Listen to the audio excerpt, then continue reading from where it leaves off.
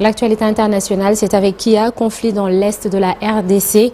Washington annonce des sanctions contre l'armée rwandaise pour son soutien au M23. C'était attendu sur Nanata, c'est désormais officiel. Les États-Unis ont sanctionné ce 2 mars 2026 l'armée rwandaise ainsi que 4 de ses officiers supérieurs, une décision annoncée par l'OFAC, le Bureau américain de contrôle des avoirs étrangers.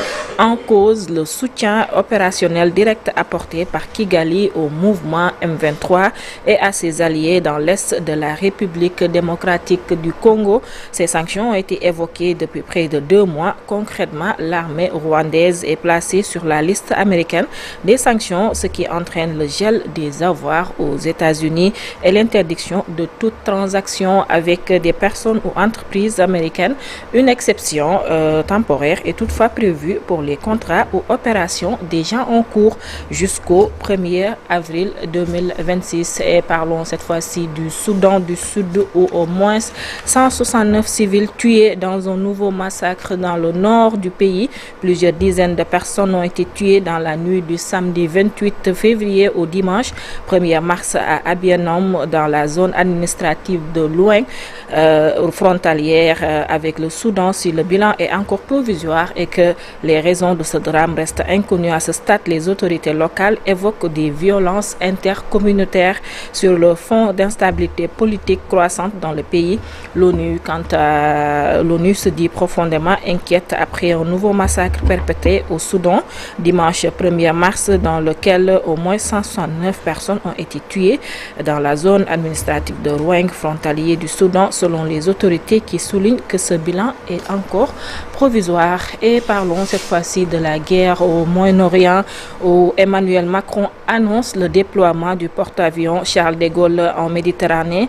En effet, lors de son allocution, le président français a annoncé ce mardi 3 mars 2026 des renforts militaires au Moyen-Orient en guerre dont le porte-avions Charles de Gaulle et son escorte de frégates qui vont faire route vers la Méditerranée. J'ai donné l'ordre au porte-avions Charles de Gaulle à ses moyens aériens. Il a aussi annoncé l'envoi dans la région d'avions Rafale, de systèmes de défense antiaérienne et de radars aéroportés qui ont été déployés ces dernières heures, ainsi que l'envoi à Chypre à la frégate et de moyens anti-aériens. On reste toujours sur la guerre en Iran où plus de 58 000 déplacés au Liban, nouvelle salve de missiles tirés vers Israël.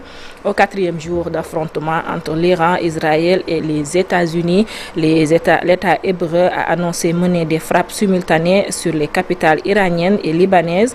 Selon l'ONU, près de 30 000 personnes ont fui leur foyer au Liban pour échapper au bombardement. L'armée israélienne a par ailleurs affirmé avoir attaqué la présidence iranienne et les bureaux du Conseil suprême de la sécurité à Téhéran qui continue également ses attaques sur les différents pays du Golfe. Du côté de l'Iran, au moins 787 personnes ont été tuées depuis le début des frappes américaines et israéliennes, a annoncé le Croissant Rouge iranien ce mardi. Selon l'ONG iranien basée aux États-Unis, près de 1000 autres ont été blessés.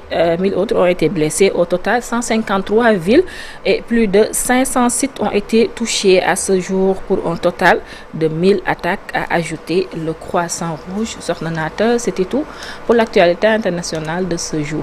En attendant la version Wolof tout à l'heure. Et c'est dans une vingtaine de minutes. Merci beaucoup Kia. En parlant justement de la guerre en Iran, impact sur le pétrole, le gaz et l'économie mondiale. On en parle dans la seconde partie avec Daouda Tall, consultant international et professeur en intelligence économique, géopolitique et gestion des risques pays. Notre invité ce matin, Hamidou Anne, coordonnateur de la cellule d'analyse et de prospective du parti APR, l'Alliance pour la République.